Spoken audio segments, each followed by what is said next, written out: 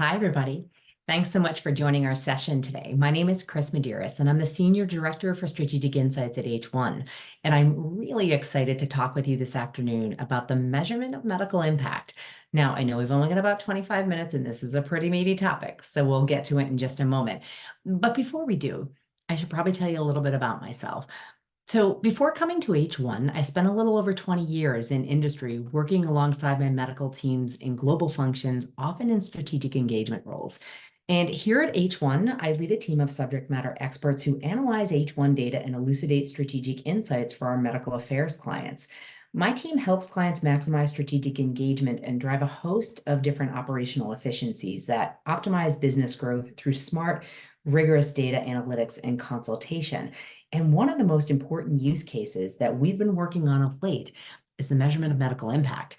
And if we need any further proof that impact measurement is on all of our minds, then look no further than our agenda here for MASS this week, where at last count, at least 9 different presentations are dedicated to exploring some angle of this important topic.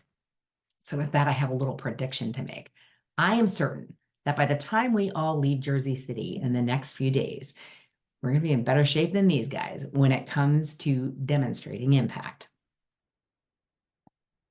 So let's get started. Because H1 has been helping top pharma clients measure impact of medical affairs teams for the last couple of years. And along the way, I'd like to think that we've learned a couple of things, and I hope to unpack and share those with you today.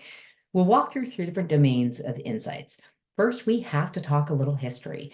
We'll reflect on some of the key inflection points that have shaped the role of medical affairs over the last few decades. And it's important to do this for a couple of reasons. Not only does history define in part the why behind the emphasis being placed on the measurement of medical teams today, but my hope is that practically this talk track might be useful to all of you in the near future when it comes time to socialize your impact measurement project within your own organizations. In a few minutes, we'll talk about why that's so important. Next, we're going to explore some of the strategic shifts that medical affairs as a discipline has made in response to dramatically changing expectations of its role. And importantly, how it's now empowered with an abundance of meaningful data to measure itself in novel ways that just really weren't available until recently. And finally, we'll talk about some of the fundamental components in the formula for successful measurement of impact. I'll share a high-level view of some actual blinded case examples of our work, and I'll talk with you a little bit about what has worked and perhaps what hasn't, and how successful organizations are setting themselves up to make the most of their investment in measuring medical impact. We should walk away with a clearer picture of how to shape, implement, and importantly, how to make ourselves ready to act on a medical impact analysis surrounded by the context of how we got here. So let's take a little walk down memory lane. The timeline that you're looking at here represents a mere sampling of some of the moments that have mattered in our industry in the last 30 years. And I almost like to think of them as ghosts that exist in the background of our environment, some of them louder than others, some of them more disruptive and consequential. But in short, the last 30 years of drug development have driven profound advances in emerging science and regulatory innovation. There have been near planetary shifts and pharma regulatory oversight and changes to the way that we do business, not to mention payer coverage dynamics impacting patient access to care. To say that these last 3 decades have been transformative is an understatement. These changes have brought forward some remarkable advancement in the service of patients. But in some ways, these ghosts have come back to haunt us. You see, despite all of this activity in the marketplace, it can sometimes feel like the most important stakeholders in the entire ecosystem, the patients that we're all here to serve in some capacity, aren't always feeling the benefit that these changes held promise for.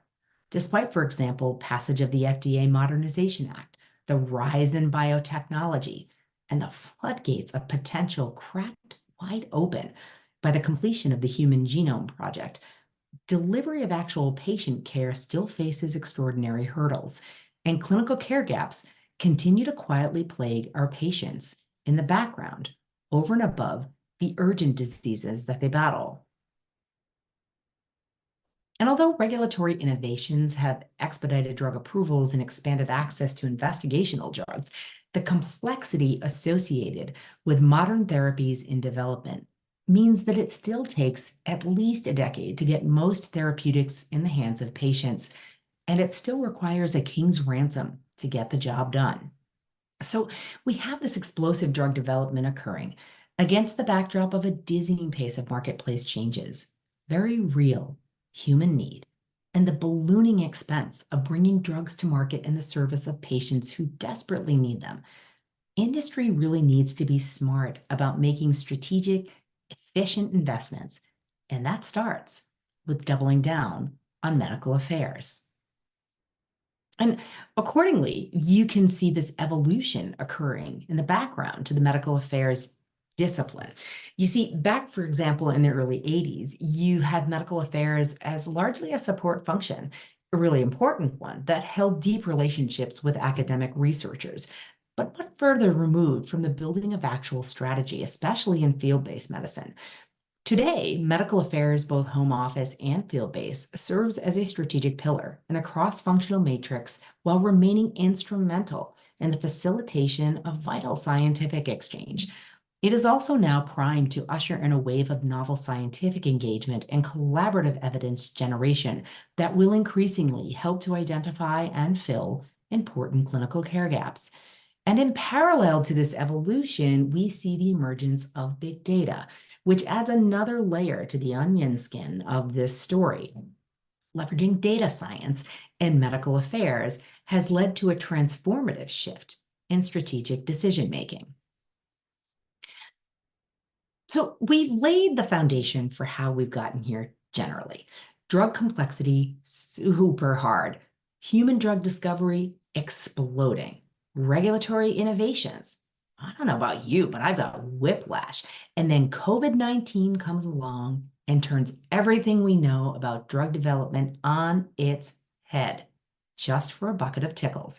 But what's next in this story, and important for all of us to understand and align on, is what emulsifies all of this activity and movement and challenge and disruption with the need for measuring the impact of medical teams. Spoiler, industry wants a return for its ballooning investment in medical affairs. Let me rephrase that. Industry needs to demonstrate an ROI for its investment in medical affairs. We saw those numbers earlier. When it comes to investing in medical, we're placing more and more eggs in that basket than ever before, but up until recently have had no great way to count them. Industry sees investment ballooning. Now, if we think back, one of the most critical moments from that timeline that we looked at a few minutes ago happened back in 1987 with the passage of the PDMA Act, which led to widespread movement in the industry over the next 10 to 13 years to distinctly cleave medical affairs and commercial functions into two separate islands, formally. A move motivated largely by OIG's issuance of its compliance guidance back in 2003. This separation is in large part at the root of why we are having this discussion today about measuring medical impact. This is one of those ghosts that I mentioned earlier. It was in many ways here in this moment that medical got forced rather unfairly, but out of necessity due to compliance reasons, off to the side of brand success measurement conversations. Why? Because industry has historically relied on its lowest barrier metric for measuring its brand success, sales volume. Well, that's a real problem. We're talking about a team critical to the success of brands that cannot touch this sales metric with a 10-foot pole. Now, in truth, sales volume was never going to be an adequate metric to tell the full story of the value that medical brings to the party and the years of work that they put in before a drug ever hits the shelves. But it needed to measure something. And the traditional metrics historically used to measure the efficacy of medical never really fit the business needs either, but it was the best that we had. These examples that you see up here are inwardly facing examples of activity metrics like call counting and survey completion. And not only these are tactics in many cases and counting the volume of them, They are subjective and less concrete, making them ripe for miscalculation and misinterpretation. But additionally, they are woefully inadequate for telling the actual value story of the enormous impact medical affairs teams have on impacting patient outcomes or in driving changes to HCP behaviors that will fill open clinical care gaps. In truth, medical affairs has long impacted access to and the delivery of care to patients through its educational efforts and execution of peer-to-peer scientific exchange. But with the advent of big data, today we are finally poised to measure what matters most, which is the impact these teams have on clinical behavior and eventual patient outcomes. Finally, we are in a position to tell the story that needs to be told. Today, we have the ability to leverage objective, meaningful data that can tell the story of how medical affairs is shaping the HCP experience, their knowledge, and adherence to guideline-directed therapy. Analyzing these data allows us to answer critical business questions that can make a differentiated medical strategy better and stronger. So let's get into how we do this, what to measure, and what H1 has learned along the way. I want you to let that number sink in for a second. 2.5 quintillion bytes of healthcare data generated per day. At that rate, ingesting a year's worth of qualitative and quantitative healthcare data would be a little like trying to sit down and eat 10 elephants with a tiny fork. So we have no shortage of data resources, but turning this mountain of data into something that is useful is a case of how we structure it, how we clean it, and then how we thoughtfully append it to a clear, value-driven use case. And when it comes to impact measurement, there are nuggets of gold in that mountain of data. And we want to mine out the evidence for the narrative that we're shaping that will ultimately help us to see how our medical strategy is performing so that we are empowered to make better decisions about how to pivot. And what that empowerment allows for is measuring what matters most. You see, medical impact measurement isn't about gauging relationships or advocacy. It's about measuring how effective medical affairs teams have been in executing on their unique remit, establishing the scientific rationale for HCP behavior change that will lead to better patient outcomes. And at H1, we conceptually think of this construct like a pyramid. At its pinnacle, a choice is made for an optimal therapeutic intervention that leads to better patient outcomes. But before that can happen, a foundation must be established of sound alignment to an objective scientific rationale for that choice. And H1 really began focusing on this work because we share an important goal with our pharma clients. We're committed here to creating a healthier future. And to that end, and in this context, we want to see patients have access to the best therapies faster. So we began ideating about how we could leverage our data to help clients shorten that timeline and understand if their medical strategies are resonating. So to do this, we analyzed data that allows for us to observe movement in 4 key domains. First is measurement of scientific share of voice. This measures scientific awareness of a drug or even an organization and demonstrates brand visibility and awareness and how much of that conversation you dominate. Second, we measure sentiment through thematic extraction. This is about resonance of your scientific messaging. Our vocal HCPs, for example, articulating key themes across social and scholarly domains that mirror language or concepts from your differentiated medical strategy. Third, by leveraging claims data in regions where it's available, it's important to measure HCP behavior changes.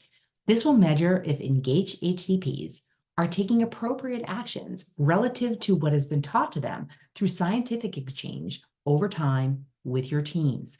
For example, are HCPs beginning to test for the novel biomarker your teams have been educating about? Or are engaged HCPs beginning to correctly diagnose patients? And finally, do we see improvement in patient outcomes? This is what it's really all about and why any of us are really here. Can we see a corresponding decrease in hospitalizations, for example? Or do we see a delta in the incidence of a virus because patients have started to get vaccinated? One of H1's most important learnings, having executed this work for a number of clients, is this. Key cross-functional decision makers need to align in their belief in the value of measuring impact in order to be organizationally ready. This is such an important concept. You're ready to get started when you've got operational stakeholders who can support the articulation of inputs that need to be measured, executive and therapeutic area leadership who are empowered and on board to act on the insights your analysis will uncover and pivot on strategy accordingly, an internal champion who is responsible for seeing the project through end to end, could be multiple people with targeted objectives. And one more thing, know your why. I say it to my team all the time. Insights are great and data visualizations are sexy, but they're only useful when our clients can actually use them to make a decision. So when it comes to medical impact insights, you must know why your organization needs them and what you will do with them once you have in hand. So let's touch on a process flow that H1 has found is critical to kick off a successful measurement. First, socialization. Introduce to critical stakeholders the need for an impact measurement. Success really begins here with cross-functional alignment, and this may be the place where that history that we talked about earlier may help you to shape the narrative. Next, decide on the inputs that you'll measure. It's here that your ops team can help you shape the metrics that will matter as it relates to your unique and differentiated medical strategy. They'll supply a level of rigor to your methodology and can help you determine, for example, which HCP behaviors you should measure to correlate to your educational efforts. A critical decision that you'll have to make is if you want to partner with an external vendor like H1. No matter what you decide to do, find a solid partner who is committed to deeply understanding your differentiated medical strategy and who really understands this work to help you shape the metrics and execute a solid analysis. You'll measure a few times before you cut and ensure that you're planning to track the right inputs, making any adjustments as necessary. This is really an important step. But then it's go time. Apply this process and gather your learnings, and then append them to your strategy. Now, I promised to show you some real-world examples, so let's explore a few medical impact projects that H1 has worked on, which have been anonymized here to protect our clients and their proprietary strategies. This first example portrays a current in-flight impact project series that H1 is working on with a top 20 pharma client. This team is doing some things really well. First, they've done a great job aligning internally around some critical things. They know exactly why they need a medical impact analysis and the value that they'll derive from it, and they've got buy-in from medical leadership that this needs to be done. They've got above-brand operational stakeholders in place to help shepherd the projects through and ensure consistency across each analysis, plus TA-specific medical leads to align with on the inputs that they chose. Second, as recommended, they started with a pilot project that is measuring the impact of their medical affairs teams across 5 different specific indications, exploring the measurements detailed here in the maroon arrow. This is smart because they're testing out the waters and working out the kinks before they roll medical impact measurement out across their enterprise. This will ensure optimal alignment and efficiencies for future analyses.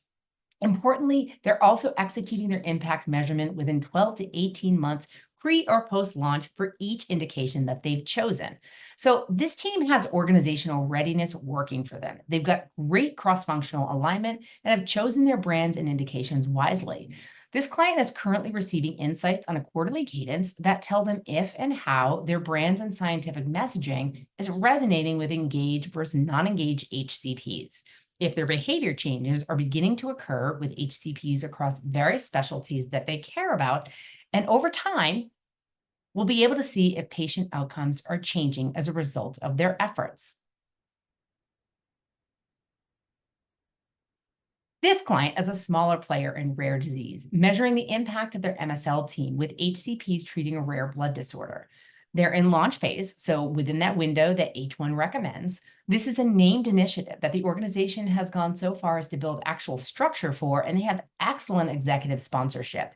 So this one happens actually to be a global measurement of SSOV and sentiment for what it's worth. As it turns out, this team is also in a great position to pivot on their strategy based on the rich data that they have received from H1. And finally, this example is from another top 20 pharma client. But in this case, the client wasn't optimally prepared. Let me explain. Their project was in late phase 3 development. So again, within the window we recommend, a good choice. They were getting ready to launch in a crowded marketplace, so there were lots of potential relevant comparators to explore. But their measurement project was contained to their medical directorship team with limited cross functional alignment. So this wasn't particularly well socialized upwardly with executive medical leadership or laterally with operational peers. Additionally, there was no clear project ownership or championship. So there wasn't anyone delegated as responsible for ensuring pull through of insight to action. So this one resulted in an excellent analysis with insights that could help shape their strategy, but no one charged with operationalizing the intel. So we're almost at time here, but I want to thank you for being such a gracious audience. We've covered a lot of ground today. We've reviewed how we've gotten to the place where demands of medical affairs have shifted in response to a changing marketplace and increasing investments. How the arrival of big data has caught up to the business needs of industry and is poised to measure the impact of medical affairs in novel ways. And this brings about the welcome change of allowing us to retire dated, subjective, and internally facing metrics that don't really tell us very much. And we can hopefully all appreciate that by now it's time to usher in the new. Responsible, effective, and targeted use of big data allows us to quantify the value of the strategic investments made in medical affairs teams and make informed decisions on strategy pivots. A well designed medical impact measurement will objectively quantify scientific share of voice, thematic resonance, changes in HCP, clinical behaviors, and ultimately changes in patient outcomes. And finally, H1 recommends these actions to ensure successful impact measurement. So I hope this has been an informative and colorful 20-minute journey for you and that it's answered some key questions. If you've got further questions, we might have time for one or two here, or our team will be available throughout the week at the booth. Thank you so much for your attention.